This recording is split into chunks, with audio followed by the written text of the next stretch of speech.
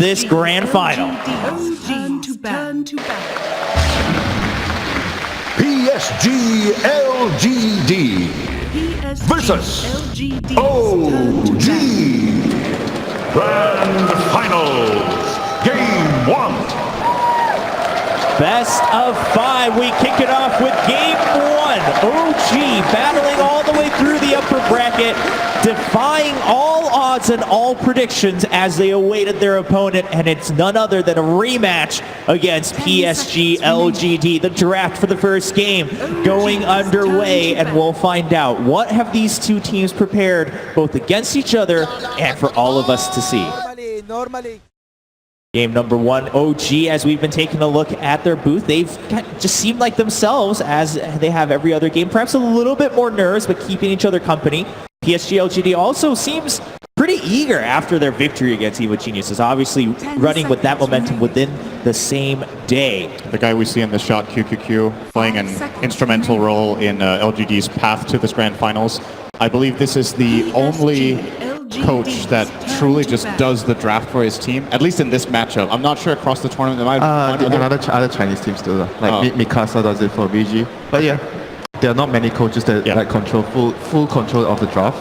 They generally are on the sidelines giving input, and of course when it comes to preparation for the matches, go over replays, go over drafting patterns of opponents. But QQQ definitely, when we talk about LGD and we talk about all their players, he's truly the sixth man for this team. I think this should be like the future though. I think for a team to fully utilize the sixth man and to take the pressure off the other 5 players, I think this is going to be a way a lot of teams might be following, in the future. I agree with it because the coaches are not much biased about the drafting compared to players.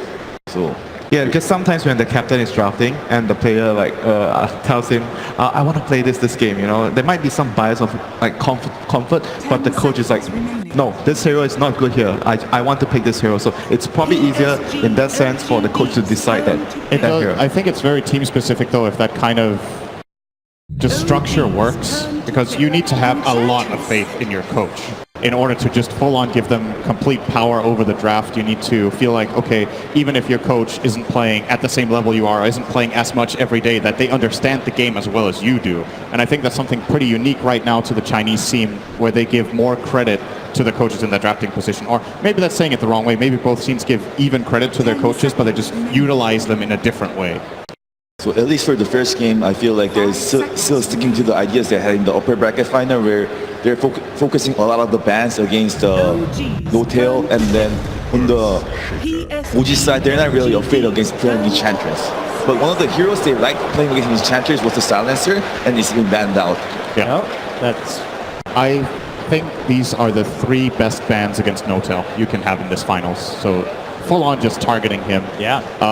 When I was saying I was expecting this would be a good time to pull out some surprise picks, this is a very standard opening for both teams. But I think when you choose to do your adjustments generally to surprise your opponents, is you throw that curveball on the 18 or on the 22 picks, so the last picks of second and third phase respectively. I'm curious to see. Obviously LGD today showed that they're not scared of pulling out something new. But for now, it is very stable and staying true to what have got them this far. The Shaker is in the game, so Yapsor thinks OG will win this game. Yeah, there's that prediction. Regardless of what happens. One thing LGD did against the Shaker when they played OG the last time was that they picked the FY Clockwork, who played an outstanding game. Yes. He was playing against both of these heroes, as a matter of fact, and we'll see if they do grab it again. They did end up losing that game, but FY was exceptionally good. I mean, that was like a perfect Clockwork game. They had Partner, they have Shaker, they have like Bane, they have all these like weak heroes that Clockwork could easily kill. And it speaks a lot about a Storm Spirit. Yeah, Storm Spirit, second pick. Very early. Wow. Well, else, if you're Somnus and want to play this hero, I think in the series, this is when you got to grab it. The teams are banning at second phase against him. Yeah, and this hero has some similarities with the Clockwork, with how you deal with the Shaker, because when you're playing against a Shaker, you always want to be able to get to him. You kill him, you need to take him out first, or you risk the fact that in the fights, anytime a big Echo could actually just wipe your entire team off, and Storm is one of the best heroes at doing that. There are a lot of heroes that Thompson is good against with Storm Spirit.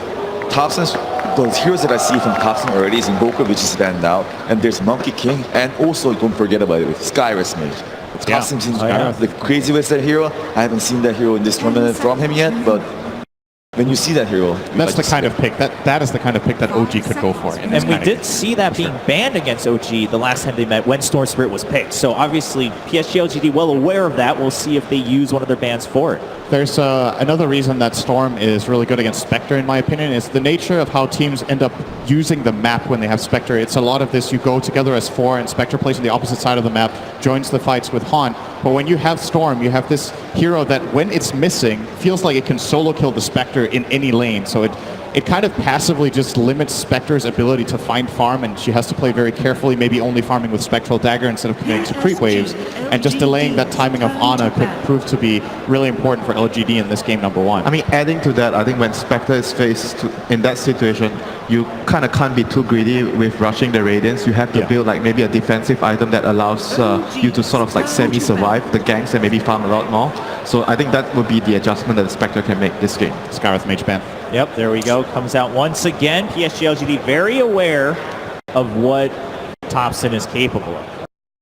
The last time they also ended up banning out the Monkey King in the last phase as well. So I guess a safe pick for the OG side is maybe the Lina. Lina's pretty good against Enchantress and Storm overall. And because they also have the last pick, right? So it can also be swapped out with Jerax. But actually Jerax is playing most likely the Earthshaker, right? Yes, I think Jerax will be put on this Earthshaker, and I think what OG will do is they will pick No-Tail, his hero now, looking for something like perhaps the Bane to come out from him in this situation. A lot of his heroes have been banned.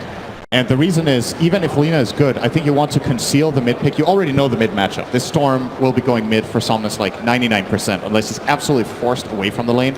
So if you can get a little better read on seeing perhaps one extra core or one key support, it's unless No-Tail sees a fantastic option for him to save his support for later, I do think we will see him grab it now. He doesn't look too confident right now, though. Don't think he expected the Storm. No, I think that caught them off guard. You saw Jerax chuckle a little bit when it happened, though. So. I mean, they do have like a lot of lockdown for him, so it's not like, oh, Storm is picked and we don't have really enough stuns to deal with him. And we see in the second phase ban, OG decides to take out the Terrorblade and the Undying. Those are the two heroes that are much, much better against the Spectre. So to create a situation where Spectre is the strongest hero in the game. But I also want to, like, their Storm Spirit is a problem as well, but I think it's very important to make Enchantress useless somewhat.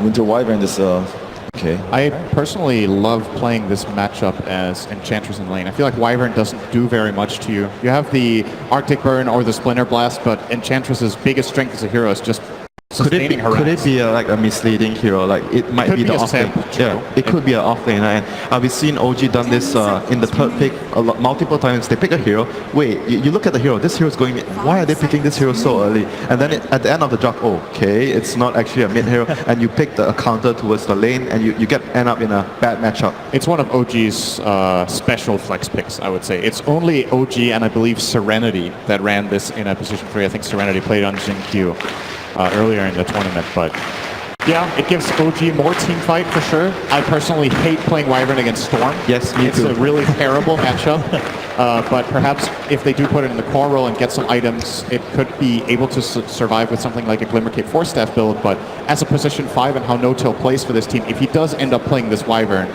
I feel like he's going to have a really hard time having a good performance in this game. I have a feeling it's not his hero because so far... I do as well. Yeah, because so far the way I observe they run the system, No-Tail has been taking the hero that takes very little amount of farm.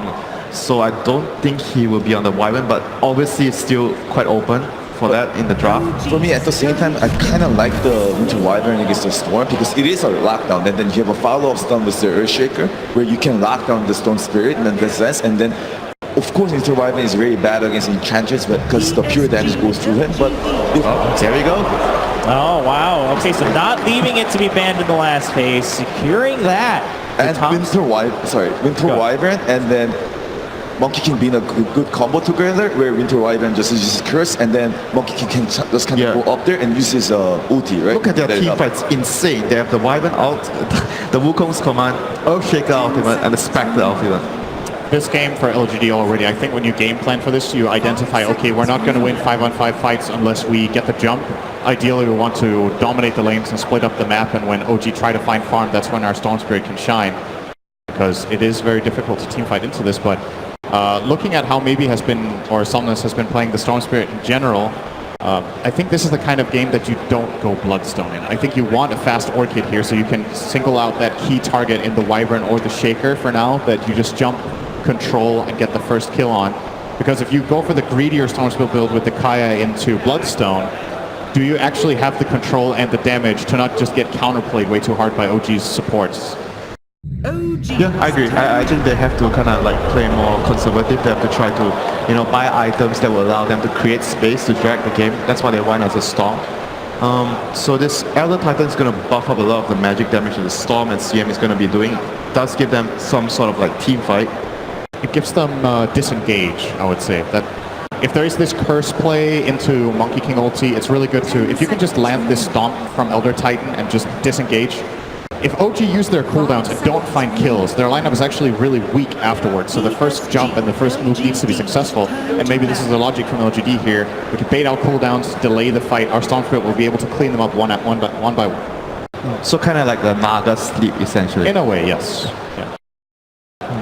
With that Elder Titan, I'm thinking about maybe Void to finish their lineup. I know we've not seen that hero a lot, but Void does work really well with the CM and the ET, and on top of things they have the Enchantress to hit outside of the Chronosphere. It's a hero that I think maybe, Army has played in the past, and I know he likes playing heroes that are very, very strong in the late game. I generally am not the biggest fan of Void together with Storm. The logic is obviously you Chrono and Storm jumps someone else, but a lot of the times in games you find yourself in this situation where it's a great Chrono and Storm can't follow up. So at the very least they would have the Enchantress to deal damage in the Chronosphere, so I think it's still a good enough game for it. But part of the reason we haven't seen Void very much in this tournament is that he is not a very strong laner. He doesn't put very much pressure and has a lot of bad matchups. And you would be picking it blindly here because you still don't know if the Wyvern is a 3 or a 5. And now they'll get a much safer pick. OG's lineup here. But isn't like all of the Berserker and the Storm, how is this going? What's the plan here? So they're gonna try to split, because this hero doesn't really provide too much team fight. He's more of also like what you said, like they have to try and split up, try to get a pick off here and there, until he gets a lot more items. Just Blood Rage the Storm and have it jump people. It's pretty good. So pretty much if you look at their lineup, it's basically all around the Storm. They have the CM aura, they have the ET aura, and the Blood Rage for the Storm. Everything is so that maybe please carry us this game. I mean, picking it that early, it seems like they were kind of committed to them from the get-go, right? They just didn't want to take any risks of losing it. They had a plan. It seems like PSG.LGD might be the one that's going in with a game plan they already had for game one, whereas OG is kind of adapting to it as the draft goes on. Bloodseeker has, I would say he has a really good matchup against Spectre, because that as a carry is very mobility dependent in fights. If you get the Rupture on Spectre or on the Monkey King, both of these targets want to move in fights. As Monkey King, sure, you can drop your ulti and stay in the ring, but if you just stand still and the fight disengages from the ring, you don't really bring much to it. There is a surprise pick. Is that Seb here? Is it Seb or I think it's a position 5 for no-till, but it could be either. Let's see what they do.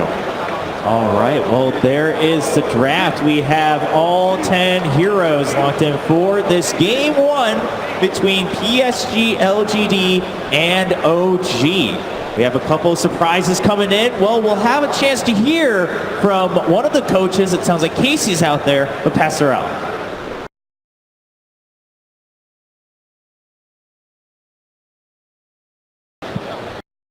I found him. All right, you got your pick? Yeah, there are 4 this time. 4 this time? Yeah, yes, I wanted one, but he didn't want in the boot, so he tricked me. You've been tricked. Yeah, well, he's going to use it later. It's okay. So the draft is fine. I mean, the team is happy with what we picked. I have no story today because I slept like a few hours. Well, you've been preparing for a little something we call the grand final, so yeah. Not because of that. I mean, the last 2 days were like filled with emotions and weird feelings, you know. And we tried to sleep, but at least me and Johan, I know for sure because we're in the same room. And it's hard, you know, you try to go to sleep and you just can't, and then it's morning, and then you have to play to do stuff, yeah. Are you feeling pretty confident based on the draft we just saw? Yeah. I'm very confident when all the players like agree on the draft and they're like happy, because it's like it's about teamwork, and even if, let's just say we are a little bit out-drafted, it doesn't matter that much, because we showed like many times that we can come back if we are like chill, we do the proper plays. Seb is like making all the team be okay, not to go like emotional and stuff. So yeah, I am confident in them. Good luck. Thanks a lot. We'll see. Ladies and gentlemen, both teams are ready for the match. And to bring you the grand finals, it's Oni Pixel, Bob, and Ben Merlini.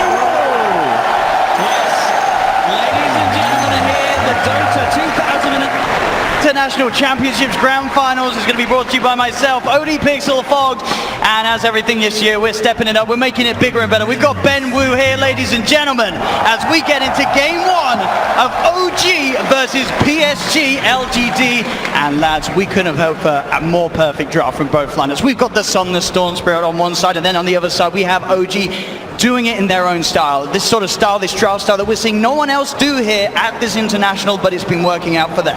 I'm just happy we have some nice late game drafts that could potentially play out, right? We've got the Storm Spirit on Somnus that can go super late. We've got the Spectre as well.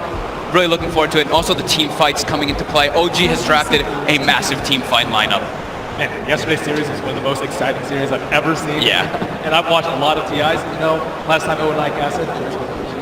It was back at the Boston Major. Everyone remembers OG versus Adfin, and let's hope we get some games on a similar caliber, and I'm sure we will from what we've seen on the series running up to this one. So Ben, you've been watching a lot of Dota lately? Yes. Caught up? Especially. Yeah? How about with this, what do you think of this Seb tree and off lane? There's a lot of heroes that we've seen Seb play. I actually took the world, I think. I'm not sure how I feel about it. Oh, what do you think? What is it about the tree, and do you think that Seb sort of sees in it as a hero that other teams aren't really at the moment? He plays at a lot of just lane pressure. I think the last time we saw him play, he didn't go the Nature's guys. He actually goes for just having the Leech Seed as well as the Living Armor to help his lanes out. Jerax. Just not quite there. Not going to get it this time, but a good shot there from Jerax. Didn't want to try and lane down the fishes just in case they were on it and have the micro ready. So right off the bat, we see LGD. They want to be able to dodge and adjust away from OG's lane. So they want to protect their Bloodseeker in particular, and also having against that Spectre and away from the Tree Protector. Same thing in that mid lane. They don't want the Monkey King versus Storm matchup, so they're putting Chalice there, which is a much better matchup. He can do great versus that Monkey King. It will be interesting to see how well Thompson plays it. As you could imagine, this hero that we know, he plays in all his pubs. He's been bringing it out here time and time again at the International. You can imagine he's probably played his fair share of matchups, so he should be used to the Enchantress, and we'll see how well he can do here, as he has had some incredible games recently on the last couple of days here at the International. Yeah, Monkey King's not the most super popular in the mid lane, but Thompson, you know, he plays all those weird ones. I mean, he plays them just to the point where you can pick it despite it not being top tier. Yeah. Hero that we have not seen win a whole lot though, right Owen? I think me and you saw at least 2 or 3 that did not have a good game. It feels, it's one of those heroes that can absolutely sort of crush the mid game, get this insane amount of kills, and indeed they're going for the kill. He's blocked in by Jerax's Vicious. Somnus trying to lay down the remnants. Seb's got to be careful. Has to step away to make sure he doesn't get caught out by the Stomp. Pretty scary lane for OG up here. The Earthshaker's well trained, just these 2 melee heroes versus Elder Titan and Storm. They love playing versus melees. If you get into range, you just can get stomped up, and also, of course, that static remnant damage. The Tree Protector might force these cores on LGD to go something different though. The root against the Enchantress and the Storm Spirit, you don't really want to build Yules for any sort of dispel, but you might have to versus double root. Yeah, that's a good point. I've seen like Somnus, I'm pretty sure I've seen him do the Kaya into Yules build from time to time, but it's pretty rare. It depends on really that matchup. And I know the panel was talking about him rushing the Orchid, but it might be very dangerous doing that. Yeah. We can certainly expect to see it sort of play a little differently, as we say, being in the safe lane rather than the mid lane. Something that we have seen a few of the Chinese teams start to do this, TI. I really like Sin's point that he was bringing up on the panel, how he was saying, like, you look at OG's draft and it's a lot about just that wombo combo. If LGD are able to disengage once they get to that point, I think it's going to be really important for them in the mid game. It's like if they throw all their ultis out and LGD just walks out of it, then all of, like, majority of OG's damage is kind of committed forward there. Do you think a lot of pressure's on this Elder Titan to break up that team fight combo that OG has? Yeah, definitely, because they also have some good combo synergy that can come out too. If they do live that, they have like this damage that can just build up more and more. Because Storm Spirit, if you don't get caught in that initial combo, you can take out all these heroes. You're relying so much on the Earthshaker as well as Tree Protector controlling that Storm. Well, so far looking at all the lanes, no one really falling behind. Steps at the bottom of the CS, but still the big one, certainly that mid lane. As we were saying, you'd expect the Ench to maybe come out on top, but I think this is just Thompson showing us how well he can play the Monkey King in a variety of matchups, as he's leading the CS by quite a bit at the moment in that 1v1 mid. Yeah. Haven't seen how much he's spent on salves yet though. certainly getting harassed much more challenges. It's fairly even in net worth, yeah, so he has been bringing out a couple extras, but he's also getting benefited from the living armor. So like we were saying, Seb on the Stream Protector doesn't go the Nature's guys, he helps on top, that's all connects. They've got the setup, they've got the remnants down, and LGD looking for first blood, they'll find it. FY cleans it up. Turns towards Jarrett's giving him a quick push as he has to back away. Bottom lane at the same time, Ame trying to chase down Big Daddy. He gets the cold embrace off with the use of that mango. Anna starting to punch into Ame, forcing the Bloodseeker back. Nova with the Nova, can he find it here? Big Daddy No-Tail goes down. Can Anna get the trade? Chasing down the CMX. Nova, is he speeding up? He's running, but the dagger's back up. Anna will find the trade. As he get the 1-for-1 down on the bottom lane. Of course, Anna getting that kill. 17 for 3 at the moment on the Spectre. He's certainly struggling a little bit, but he's still getting a fair bit out of that bottom lane. He's having to spend extra on regen too. But on both sides there, it's a lot of a spam matchup down the bottom. They have the Wyvern as well versus that CM. So just constant harassment with spells. That's definitely where we're sort of seeing that slight 1k advantage for LGD, as you say. It's the expenditure of the cores of OG on that early spree gen. So do you need to build any items on the Enchantress to deal with the crit from the Monkey King? She doesn't have that much armor in. That Jingu is going to hurt really bad. I've seen a lot of Enchantresses get almost 2-shot by Monkey Kings if they're able to build up the stacks. Yeah, that's a good point. The killer gives you a tiny little bit, but I think maybe we could see something adjusted, maybe like a medallion, maybe some casual just armor item like that. I feel like sometimes when we see that matchup, like down the line, obviously in the later stages of the game, we can expect like an Eon Disc to come out in the Enchantress, perhaps. Maybe even on a few of these heroes to sort of help protect them against that huge physical burst that Thompson's going to have later on. I think one of the important things for the Enchantress is, I mean, it's an item that you tend to get a lot in the Ench, but versus Monkey King, it's like the best, the Hurricane Pike, because you can actually mess with his interaction with his ulti a lot and just keep that distance away. So it might be some type of item rush like that just to keep that distance. We'll see top lane Somnus, 29 for 5 at the moment against Seb's 17 for 5, so definitely the lane where we're seeing the biggest difference between both sides, as they're keeping a good hold of it up top, PSG.LGD. They have so much freedom in this because they have their CM aura, so constantly able to spam that scan. The courier gang coming in as Thompson ready to strike, but Somnus and FY, as you say, they're backing up. They're keeping it safe behind the tier 1 tower. No-Tail will show himself mid as he comes in to sap up some of the XP and help with the D-push. The Chalice is getting a fair bit of damage onto this tier 1 mid. They're swapping up the lanes. They want to have that Monkey King versus Storm before he hits 6. And Thompson is actually saving skill points, which is kind of cool on the Monkey King. 2-0-2. Will choose what he needs to commit for it. Bottom. Ame's just diving in! And he gets away with it as Anna was all on his lonesome there. No support backup there at the moment, of course, with the movements from OG supports to other lanes. They had that scan, they knew where the Monkey King was going, and then they had a TP, Wyvern mid, and as soon as they saw that happening, took advantage of it and on the bottom. I don't think they can leave Anna alone like that almost ever. Really versus anything besides some weak support, but one of the dangers of first phasing the spec. Yeah, definitely gonna get punished. They're gonna make a go on FY. They've got the Fisher out. Anna and Thompson closing in on him as FY will try and gets a fair bit of damage out into Jerax, but not enough to bring him down with it. As FY will fall. But still, overall, PSG.LGD just having that sort of lane control across the map that a little bit stronger as they lead 2k mid lane. Sure, Seb's trying his best to keep this tower alive, but each siege is going lower and lower. Top lane, Thompson gets in, is able to punish Somnus. Gets the burst down of the Storm Spirit. We have the rupture onto Anna. Anna getting himself away from the tower, but Ame is there ready to chase down and will find Anna in return. Great read by Ame. He already knew that. And Chalice. That sort of movement from the middle lane to the top lane from Thompson, sure, it did find the kill on Somnus at the end of the day, but it's really opened up that middle for Chalice, as we're seeing as Thompson. He has got the Jingu Mastery stacked up, jumps down, the fish is there, he's got the light still, but it's not enough. Ame with the blood right, bursts down Thompson, but still back up to help. They're trying so hard to keep this mid tower alive. They just keep rotating heroes in to make sure that they can keep the living armor going on it, but Chalice really trying to press the issue. Yeah, Seth isn't high enough level despite being the offlaner to really keep this tower alive. He did actually go for a third point in living armor, but Enchantress is gonna sit there, try and get those wagons up as you can with that Blightstone. Still pretty healthy though. As long as they can keep these towers alive, they can certainly play into sort of the hands of the late game Spectre that they do own with Anna. We've seen it time and time before here from OG on the main stage. In games, even where they get fairly far behind in the mid game, as long as they can keep the game going, there's a high chance that the Spectre's going to be able to do some incredible things in the team fights. There's smoke from Wyvern trying to get some boards out, but don't know if he's going to get it broken. Not spotted, but smoke broken. So the one thing I look at LGD's draft, if we do get to those later stages, they do have good amp damage down. FY caught very deep in there. X-Nova's going to come across and look to help out. He's got the Frostbite holding back Thompson as FY still backs up. Jarex comes in with the TP. Thompson starts to turn toward challenge, but the untouchable means he can't go for it. Goes straight for the TP out. He's actually going to hold on. Catch out Thompson. Back towards the middle lane. Anna with the horn joining in, looking towards Ahmed. But Ahmed, he's too fast with how low OG's members are. Seb getting beaten down by Chalice. Did he take the second? Anna, can he find anything which ends? Be careful, the damage from the Empress was Chalice adding up.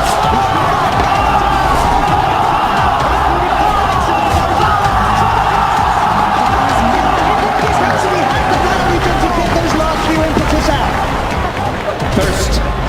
What an ability. Give you vision on that tree line there just as that Spectre gets low. And you can see them, they're still trying to fog them, but it's not doing them any good at this point. This game's going a little bit too fast, I would say, for OG's pace. They want more time for the Spectre and the Monkey King to get items, and the Tree to just kind of hold off their T1s. At the very least, this T1 is still up for OG. So they are losing heroes, but not their T1s. Yeah, I mean, this Bloodseeker and Enchantress are getting away with way too much right now. The Storm, sure, getting shut down a little bit, but those other two are a big problem right now for OG. How are we doing on levels? So we do have a couple level 6s coming online. Pretty much almost all but OG except for Jarex, while on the side of LGD, they do have two level 5s on their support still. We see for those rotations coming out with all those ults. Nice. Seb will be going for the medium. Looking set up onto Seb. Leads in with the rupture. Seb. Here's the trees he goes. Still pretty high on health at the moment. F1 gets the Echo Stomp out. The ult from Seb being used to hold back Arme temporarily, and this is buying time for the rest of OG's coming. They have No Tail from the side. Chalice with him just trying to finish off Seb. The Winter's Curse will hold back the two of them. So No Tail, make sure that Seb can get back to safety. And get away from this reaction from LGD. That's two full defensive ultis used by OG though to protect themselves. It's tough. Pressure on Anna. The wraparound from X-Nova. He's got the pulse spray on Anna. Can't some of the damage. He's bottle charging up to him. Has that extra bit of mana for the next one. Just enough in attack to take down Anna. Again, Anna's sort of been caught out in these situations where OG supports her elsewhere. Bottom lane F5 goes for the stomp, but Arme's backing off. He knows Jarex is in. Jarex leading with the Fisher. Thompson looking to chase him up with the Primal Spring. He's got the Boundless Strike down. Is it enough control to allow the rest of the team to come through? Blood right from Arme, trying to push OG away from chasing for the kill, and will be successful as OG back off. Arme will stay safe. LGD is heavily outmaneuvering OG right now. They're splitting them up all over the place. They're making plays on each of the lanes, so it's forcing OG to react, and then it's making Ana very weak in this laning phase, unable to really find this place for him to actually catch back up. I do think No Tail's been doing a really good job of being in the right place at the right time to stall these pushes, make sure the T1s don't take that much damage. Yeah, they're still giving up a few kills down there, but I think it could be a lot worse if he were just a few seconds later to each of these engagements. It's a bit of a Rassay onto Chalice, unlikely. Between the two of these heroes, they have the damage to bring him down at the moment, especially with X-Nova around. Jarex has got to be careful. Takes a bit of heavy damage there from the Impetus. Does also have Seb in the tree line. They're going to try and set up, but they're walking with the Echo Stomp. Do they have the burst down? And comes in with the Spectral Dagger. Is it enough for Chalice? He's got the untouchable. Is he going to survive? He's they get the ult. They get the kill. X-Nova, those going to be cancelled straight away by Jarex with the Fisher. X-Nova tries to DP out, but OG. They'll set up for the double kill. They get the kills in the middle lane. And Thompson gets a kill down bottom on the other Titan. And that lead that LGD had, it's been knocked down by a couple of thousand here. Just a 3k advantage for PSG.LGD now after that fight. Chalice feeling himself just a little bit too much there, right? Just walking into it. It looked like he was going to get away. I mean, they did commit pretty heavily for that, but definitely worth it at this point. Look at that money. Somnus cleaning up a hefty stack here that's going to give him a big jump towards that Kaya. They've been using that stack actually with FY, you know, the Elder Titan that we talk about so much. That's how you really enable that hero in the laning phase, to stack up that hard camp, use it for your spirit, and they have the Storm to farm it. Thompson's been doing a pretty good job of keeping up the network too, because he's kind of the one that has to run around and make a little bit of space for the Spectre so he can hunt and get some kills, but he's still number 2. He's very close to having the full Echo Saber done, so he's going to almost be sort of guaranteed to get up the Jingu Mastery stacks in each of the fights and get that burst heal off with the Boundless Strike. I think that's just like the best build that you can go now in the Monkey King, so you can just get involved all the time. All the other builds we've seen, like the battle period, it's very slow. I mean, that's not the meta at the moment. Especially when you have a Spectre. Yeah, especially with that. So they can chill for a little bit, wait for the ultimates to come up. I would say OG are way more ultimate based, so you know you want to fight those 2-minute rotations and just use Winter Wyvern in your Treant to stall out those T1s until those ultimates are up. And if they don't want to fight, you're okay with farming because I think you have the better late game right now. It's tier 1 mid, pretty much back up to full. The power of the tree and protector. That is, I mean, that was down to like 100 HP at one point from that 5-minute wave. They threw enough bodies. Yeah. Definitely worth it. That tower is, we say, like the most important tower to defend, especially when you're playing with the Spectre lineup, so you can farm your jungle, have access. PSG.LGD wanting to make a move up here though. Scan out the trees. They know that No-Tail's in. But he's one of the trickier kills to get with the Arctic Burners. He does start to retreat. Nova looking to come across. But he's already backed by the tier 2 tower. No-Tail will be fine as PSG.LGD desperate to sort of make a play around here as they have those 3 observer boards down. You do see him actually as No-Tail sort of comes back in actually as the Arctic Burn ends. They're still very hesitant though. The Winter's Curse out on the side. Jerax. Can he set up onto FY? He's got the Enchant Totem. Chalice is coming in though. OG have to be careful as the impetus start flying out towards the Earthshaker. Jerax taking a lot of damage here. They try with the Earth Splitter, but it won't quite catch him. The heal there from No-Tail with the Cold Embrace, keeping Jerax safe as well. They're just trying to stall these towers as long as possible. But on a bottom, They find him. First down the Spectre before he's able to TP away. At the same time, OG want to make a play down top. They know that they went for the play down bottom PSG.LGD, so OG want to punish this. They jump forward, Boundless Strike, Echo Slam on top of the Enchantress, but Chalice's healing is not enough. The Wukong's command finishes it. He can't out-heal that amount of damage. Arme has turned up to the fight. On the side, Thompson cleans up a second. Double kill for the Monkey King as he finds X-Nova on the Crystal Maiden. They have surprisingly good catch on the side of OG. Wasn't able to expect them to get that many kills, but they're really good at sending it with the Wukong's command. Launch it. Awesomeness. In he goes. Onto Jerax. The Cold Embrace there from No-Tail though. Thompson with the Boundless Strike holding back Summers. They've got the Enchant Totem. They've got good control with the sleep from FY. To the side, looks to Jerax. The fish is down, but No-Tail sort of blocks him with FY. They're still going to get Summers went too deep. He gets punished. The horn play from Anna finding one, maybe even more. It's FY. He's been surrounded. The Stomp, sleep onto 2. Seb's coming in as well though, so FY. He'll have to retreat. PSG.LGD can't take this fight for now. Chalice, well maybe they can. Chalice is trying to control on the Enchantress. The Seb ult, holding the 2 of them back. Anna and Jerax backing away. Seb, he's being looked at by Arme and Chalice. They'll go for the TP out in the pit. He'll be safe. And they can't cancel this. They get out. PSG.LGD still maintaining the lead. They're trying to chase down Anna. And they've got it. They didn't expect to see him to be there, OG. Well, he was actually on a warding expedition and just comes around from the back. All right, they see the line was joined instantly by Jerax. He's like, wait, what the hell's CM doing there? Perfect position indeed for X-Nova to find himself in. Thompson build-wise going for the Maelstrom next, helping him keep up with the farm that, as we've said earlier, a good job of keeping up with the pace of Somnus and Arme. So they're unable to kind of kill the Monkey King and the Spectre. They just generally get one or the other in these fights. It looks like Thompson is getting there. He's trying to get the life steal up. He does get it. Can he find the connection? Somnus is actually out of mana. Thompson walks out of range off the stop. He's turning to Somnus. One more hit will do, but he can't quite get in range. FY's there with the block off. As Thompson won't find the kill onto the storm. He may find FY. He's got the Boundless Strike up in 5 seconds. Into the tree he goes. Arme is TPing in. Thompson, he's in. He's going with a Boundless Strike. The Wukong's the back of a Jerax with the vision. They're onto Arme. Arme's gone. Thompson with the tree play as Jerax is still there looking at X-Nova. Challenge is coming with the impetus. Thompson in trouble. He's been silenced. He's been surrounded. Somnus zips in with the vortex of Winter's Curse. And then surely they can't keep Thompson alive. They can't. Thompson will fall. Somnus sipping for more. He's got his eyes on No-Tail. No-Tail tries with the Cold Embrace, but the remnant magical damage is there. PSG.LGD get the 2 of them at the end of the day. They're responding so quickly. They know that OG's draft is just very ulti dependent. They're just keeping the moves going. As soon as those ultis come out, they don't care. They just bring more and more numbers. They know that Ana doesn't want to get involved in too many of these fights. If he doesn't have Haunt up, there's no way he's going to come. So I think Thompson made way more out of the situation than he could have. Almost killed maybe. Still, he got a core kill at the end of the day. He did. And they've got the blink on the Earthshaker now, so that sort of combos we saw that was already pretty impressive with Jerax just being able to offer the lockdown of the Fissure from outside the Wukong's command. Now he can actually get in there, offer that increased amount of chain stun that will allow time for the Wukong's command and Thompson as the Monkey King to get his damage out in the team fights. My slight concern for OG is that they don't have these 3 cores that are farming. Because you see the Train Protector, he's actually almost same net worth as the other Titan. So it's going to be like Jerax who has to really pull it up and just get a little bit more of that gold for his team. They're really dependent on seeing the full strength of their team fight though. They have the root and the Wukong's command. If both of those come out when he has some stacks up, it's going to be really nasty for LGD before they get their BKBs.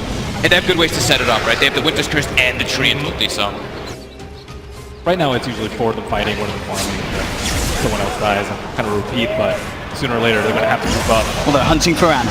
X-Nova goes for the vision, Somnus zips in, the ult will be popped, Ana's out of there. He's jumped over towards the mid lane, but Chalice is there, as well as Arme, the rupture, the impetus, a balance strike comes out, but it won't save it for the blood right. Arme gets the kill on the Spectre.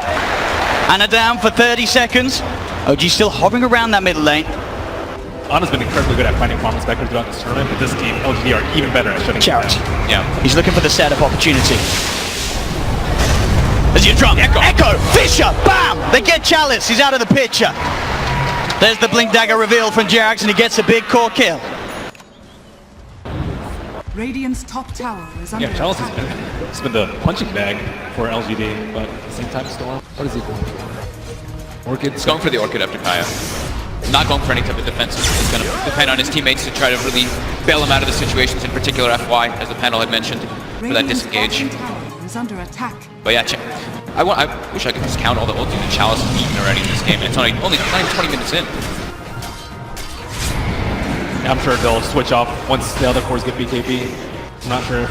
Maybe he's going to get one next. I probably think so. That's Somnus. Defensive items. He's caught out No-Tail, out in the river, all alone. X over there too. Cold embrace by some time, but the ult comes out from X-Nova. Not messing around with No-Tail. There's some ice on ice action, brings down the Wyvern. He's got a Shadow Blade. He seems to know exactly where Thompson is too. Doesn't have a Quelling Blade. Oh, he's bought it. Oh, he's bought it now. He bought one. He's looking for the right tree. There's Thompson. He's going to go for it. They've got the jump. Jerax with the control again. Chalice, the punching bag in trouble as the Wukong's command gets the final hit. The Earthsplit is coming out, but Thompson keeps himself to the side. He has been silenced by the Blood Right Army. Looking towards him. The rupture down on Thompson as well. Thompson has the living armor. It gives him the chance to turn. Get the Jingle Monster. He stacks up. He hasn't got Boundless Strike up for 7 seconds. The Fisher from Jerax buying him time. Thompson life stealing up as he hits the creeps. Army with the Shadow Blade over the girl. Somnus! He's in! Thompson still alive though! The Winter's Curse on his own back, and Thompson gets the life steal, but he still goes down. Thompson will fall. Somnus still with man in attack, ready to play around, zips across, gets Jerax as well. Now looks towards No-Tail. He's got enough mana for one more remnant. No-Tail turns with the split to blast and the wrap around for Seb. Looks for the punch on Somnus. Somnus zips back defensively. They got the sentry down. Frost Nova, the buyback from Jerax. Ana with the chase down. Somnus. He's used a lot of his mana. The Fisher, the damage from Ana. He's got the dagger out. He looks to Somnus and he finds it. Somnus is gone. No-Tail buzzed down by the block right. Jerax and Ana. They're looking for more. X-Nova in charge over Jerax. Holds him in place. One more right click will do it, and CM falls. Seb goes down as well to Arme. The sleep setup, FY, stop. They've got the combo. The blood breaks out, and they're surrounded. The damage from Arme. The Fisher, but the force. They get him over. Arme still on the chase. Ana back to the shrine. Now Thompson's back in the game. Arme's got to be careful. Fisher's up. In a second, Jerax jumps in. The echo. The control. Ana's in on top of Arme. Arme's gone. Chalice up to the high ground. Ana still wants to chase. He looks towards it, but he will back off for now. As ladies and gentlemen, OG and PSG.LGD here in game 1 of the grand finals of TI8, certainly making it feel like it. What a buyback from Jerax. Really just kind of saving that situation for them, which is looking kind of bad. Buys back, gets himself some big core kills, at least at the end of that one. Getting both that Storm and the Bloodseeker. Although they lost a lot of their support heroes, they kept their Spectre alive, which is the most important, as Ana is now level 14 for his team.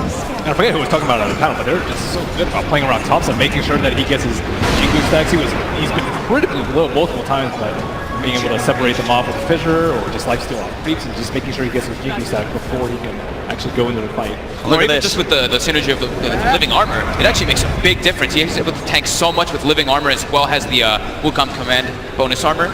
And it seems like a tough core matchup versus the Bloodseeker. Like the Bloodseeker, you don't really want to fight a Monkey King. Normally, you're okay with a Blade Mail, but he has Jingu Life to do with that, and then he also just can press his ultimate and not run away. Yeah. Don't have to worry about that at all. And each time saw the backup of the living armor as well from Seb, just giving him so those extra few instances of being attacked to allow him the time to build the lifesteal. Somnus, he's straight in onto Ana. Does he offer the damage on his own to find the kill? Though Ana pretty tanky at the moment, as Ana just turns and Somnus has to zip himself away. Living armor. Every single time he's coming out from 7. I mean, it's doing a lot, this Trin. It's keeping OG's cause alive against these sort of little pickoffs. And still, PSG.LGD, they may be 6k ahead, but they're still only taking one tower down at the 23-minute mark. Seb's keeping the rest alive. And Seb's already got his Meteor Hammer finished. He's got his, of course, that ulti's going to be coming out level 2 soon. So he's got the combo. They've got so many combos on OG if they're able to just sandwich it all together.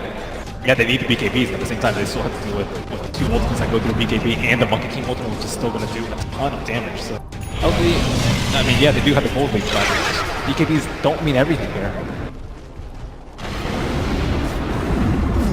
Seb, down bottom, just continuing to deal with the push by himself.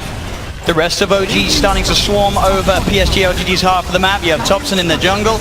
You've got Ana getting a lot of space up top, putting some pressure, in fact, onto PSG.LGD's own tier 1 tower, which is falling very low on this top lane. And he's got his Manta style. This is such an important pickup in this game, just so he doesn't get killed on those split pusher. Have to deal with this Frostbite or silences coming out from the Bloodseeker and Storm. Seb. There's 3 heroes down here at the moment from PSG.LGD. He's just spamming every single wave with Meteor Hammer and just keeping that living armor going on those tier 1s. It's taking a lot of resources from PSG.LGD down there, and they're not really getting away with what they want to achieve. Ideally, they find a kill, but Seb, he's playing very hidden. They don't seem to have the preparations to catch out the trio. OG's done just such a miraculous job of keeping these tier 1s alive. It's pretty crazy. And they're also scared. Like at any time, the Monkey could be in the trees on bottom lane. They could set up with a Spectre. And here he goes. He's thinking about popping the Wukong's command top, and he will. Looks towards X-Nova. X-Nova caught in the middle of the ring. And it comes over as well to join in the kill. The 3 of them find 1. TPs are coming in. Chalice. And he sets something up with Arme. There's that. Look at the jump here. Under control. Jarek straight in on an Arme. Arme pots the BKB, but it's too late. Somnus finds Notel on the side. The buyback's going to be there straight away from Notel. Somnus zipping across towards Jarek. The ult out from the CM, but the Meteor Hammer from Seb's coming down. They've got the chain stun onto X-Nova. Anna's still alive for now. They get the double kill. The cold embrace. Keeping Anna alive. The Winter's Curse holding by the attacks off the challenge. The charge is so wide. It'll fall. Triple kill for Anna. Anna, can he survive? He gets him to the high ground. He's still alive for now. The armor from Seb. Keeping the Spectre safe. Thompson will fall though. Dives too deep. Anna wants to find Somnus. Pods the Manta style. They get the kill. It's an ultra kill for Anna. He's still alive. Challenge. He wants this, but can he actually get it? He's got to back off. Anna will TP out. And the definition there of friendship and team play from OG. These sort of saves from Notel's Wyvern, from Seb on the Trim Protector. It's incredible. And their preparation too. They already had the sentry down behind the tower. Bloodseeker runs in with that Shadow Blade, gets caught out immediately from that Fissure, as well as jump in as from Jerax. And that was LGD's gameplay. They tried to take down bottom with 3 heroes versus 1. They couldn't do that. They tried to take a team fight mid. They weren't able to follow their BKBs up before the Echo Slam. How do you think they should take the next fight to make sure that they retain their lead, albeit small? Name. He had trouble that last fight getting the BKB off in time with the speed that Jerax pounced upon him. These saves are just so crazy. I can't believe he didn't go down. The BKB even went off too, so it ticks down to 9 seconds now, but these saves just back and forth, be it from the cold embraces, even the curse to protect him in come sub situations. That right there, the overgrowth. Look at Ana. It looks like he's just dead in this situation over and over again. As you said, the combination, the living armor, saving him for those first few rainbows coming in from Chalice, and then the cold embrace. They just couldn't kill him off. My goodness. It's been so annoying for them, though. Really has been. And they also just sat on the root, too, for so long. They weren't able to finish him off. They had the Leaf Seed and the Living Armor and the Cold Embrace on top of that, and their Urn. So many ways to heal. And LGD, I mean, they kind of need a Spirit Vessel, too. It really does seem like that. But I don't know who's going to build it. I think it's... FY almost has it finished. So I did have the Urn. He does tend to do this from time to time. I think that might actually be a bigger deal than the BKBs on their side at this point, considering how much these saves are helping out OG and team. Radiant's bottom tower. So it looks like PSG.LGD will finally be able to find his tier 1 tower down bottom, but OG, they're into the pit. Notel tanking up the Roshan with the Cold Embrace. So Bloodbright will be thrown out by Arme. I suspect something's up. Jerax just keeping their eyes focused towards that mid lane, throwing down the Fissure, holding back the creep wave. Roshan's at half health. They've got Elder Titan. They can keep scouting this over and over again with the Blood Rage too, pushing them back. Thompson's going to start the fight. Here goes with the balance to Arme. The BKB's out from Arme, though. Gets himself out of the Wukong's command. Ana with a horn finds X-Nova. That's one down, and Arme with his BKB. He's just having to run himself away from the fight. So now Arme is without the BKB. OG can look to head back in the bit. Jerax still with the Echo Slam. Notel still with the Winter's Curse. Seb still with the Overgrowth. They have their team fights still ready to go, OG. They're killing this so fast because the man did that challenge. All tries for it, but he's not going to get it. Oh, straight in! They get the 2 with the slam! Oh, LGD tried to get in there with Somnus, but Jerax was quick with the jump. That was an impossible jump. They even had the Meteor Hammer queued up for when it was about to die, so maybe they get the kill, but I don't think they get the Aegis, and they definitely don't get away with their lives. They have everything. Like, OG still had all their ultis ready. And Thompson, he's hunting for more. He knows that Arme doesn't have BKB for 20 seconds. He's got the dust, he's got the preparation. Jax is in with the fish, they have the control. The enchant totem, Arme's gone! Not satisfied with just a Roshan. Thompson quick to hunt for more, getting that kill on Arme. Arme's out of the game for a full minute and he has not got buyback. The teamwork and synergy by OG has been spectacular. It's a show of Thompson and Jarex constantly getting the control over and over again between these two heroes. Whew. Who says you need to go late game with Spectre? 29 minutes in. Pressuring the base of LGD. On his 12, 7, and 8 on the Spectre. That's a tier 3 tower gone. They're onto the barracks. Somnus holding on to his buyback. He'll be back up in 5 seconds. FY trying to set something up. Does find the sleep onto the two of them. The cold embrace can be prematurely put down onto the Monkey King. They have the Earth Spirit out to do it. Somnus zips in. The burst. He just rips the Monkey King apart. Can he find more? No, he's getting changed. Jarex with the control, but he gets back out. Somnus will survive just for now. The jump. They've got the impetus down. Jarex in again with the enchant totem X over. Very low challenge with the play. Looking for Anna for the cold embrace. Keeping Anna safe with the help. Somnus zips in. He wants Anna with the glimmer cape. Keeping Anna alive. OG just saving one another and getting away with his pushes until now. Arme, he'll come in with the TP. He's looking to hunt down Anna. Anna has the living armor. Goes for the TP out. He's going to make it. There's no way that Arme can cancel that as Anna gets out of there. Again, the Winter's Curse of Notel being used to hold back the disablers of LGD. Notel, he will pay with his life, but he did his job. He got Anna out of there. These living armors, every time, just seems to be making such a big difference in every fight. There's not enough damage also coming out throughout the cold embrace. I thought the impetus would be enough, but get that alone. The hero creep. Slowly but surely doing it. It's not doing, actually, it's not doing, it's doing less damage than the regen. He's doing a little bit more damage in the regen, but it's going to take a long time. The creeps will spawn, and goodbye, hero creep. Oh, X-Nova. Looking to get some information as he goes in deep with the Invis rune. OG, they're standing amid. They're ults are up. They've got the Wukong's command. They've got the slam. They've got the horn. 4 siege creeps in the mid lane. He's got to run them away. But that's the first tower push. They still haven't done any damage to this full HP. Well, this could be really big for the future setups too. OG actually still has a base that LGD does not know about. And they've still got that Aegis on Anna, of course, with that save play being made. They can certainly look to try and push again. 5 seconds until Notel's back in the game on the Winter Wyvern. Killing the Spectre is seeming to be almost impossible now for LGD. Once he gets a heart on top of this too, he's got the 500 health talent from level 20. I don't know how they bring this man down. They're going to have to use everything onto the Spectre, and it's going to give so much freedom for Thompson in the fights, as well as Jarex.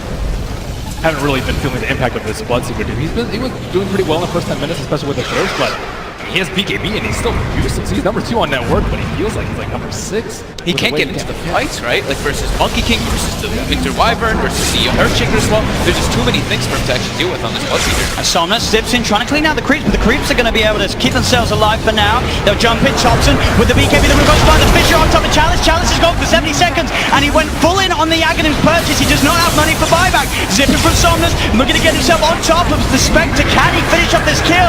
The Anna, he's going to be kept alive. The Urnhill, he's fine. The Winter's Curse holding back Somnus. The dagger's out onto Somnus. Somnus has to zip back towards the base. Arme tries to go forward, but Jarex in with the counterplay, jumps in, echoes out. The burning strike for Thompson. They take down Arme. Arme buys back with the melee racks. They're already taken down in his middle lane by OG. They've got the FY sleep set up into the blood right. Anna with the Manta style. He's fine. More than fine as he gets out. Will start to be healed up by that urn. Still has the Aegis. As OG now with a 5k lead and a melee racks up. And add a heart now to that Aegis. Oh yeah. They do not have enough damage because they have to build these defensive items. I mean, I guess maybe hasn't really, but Bloodseeker, there's no way you can kill him. Maybe if he turned that into a Silver Edge, or maybe had a halberd to deal with this Monkey King, but this BKB just actually proves. But what are those games if you advance, if you don't? Yeah, there's just too much control and teamfight on the side of OG. And they're just way too tanky right now for LGD. Yeah, and if you try and go for pickoffs, you never really know where the tree is, and the Spectre can haunt in, so they're also really scared to go down that route to try and take this victory. Yeah, they've got it's just so many different forms of initiation on the side of OG that LGD, their initiation is like the Storm has to run in and try to start the fight, and then Ame, poor Ame, tries to run with the BKB, but there's just crazy amount of control that goes through it. So maybe with this Manta style, he can try to play around it a little bit better once he finishes this on the Bloodseeker. Chalice looks like he's eyeing for a Lotus Orb next. Do you like this choice? Well, Thompson. Can reflect a decent amount of spells and also remove Straight in. himself, but Finds FY, they pop the ult as well. X-Nova's going to TP in. that's the gem. They just got the gem too. And they're buying back on FY. PSG.LGD desperately want to try and take this fight somehow. They know Thompson's Wukong's command is about to wear off. He'll jump himself out to the side. He's back up to the trees. There's the Winter's Curse, holding back the two of the Manas in. They're ready to fight this OG despite PSG.LGD being the ones buying back into it. Jarek's in with the stun control. They'll burst down Arme. Arme's down for 90 seconds. Chalice is dropped as well as the orb from Anna comes out, splitting LGD apart. Anna into the trees, looks towards FY, steps back to avoid the Echo Storm. Chalice still being chased out by Thompson. One more swipe will do it. They get Chalice. They get FY, and Somnus and X-Nova just left to try and pull the creep wave away. It'll zip across with Jarek with the Echo Slap. The Orchid comes out onto the Shaker. They try for the return, but the self-fuels keeps Jarek's alive. He's safe. Somnus trying to run. Fisher, Boundless Strike. Do they have the damage in time? They do! Oh, gee! Again and again and again in this game one. Pulling off these incredible plays. And GG is called, ladies and gentlemen. OG taking game one of this best of 5 in the 2018 International Grand Finals. What teamwork by OG. Every little thing coming together. The Earthshaker and the Monkey King, just the control coming between them, and just the way that they were able to stall the pushes out. The Wyvern always being there, set up on those early tier 1s. This living armor constantly protecting it. What beautiful execution. OG was supposed to get work way harder in the lane.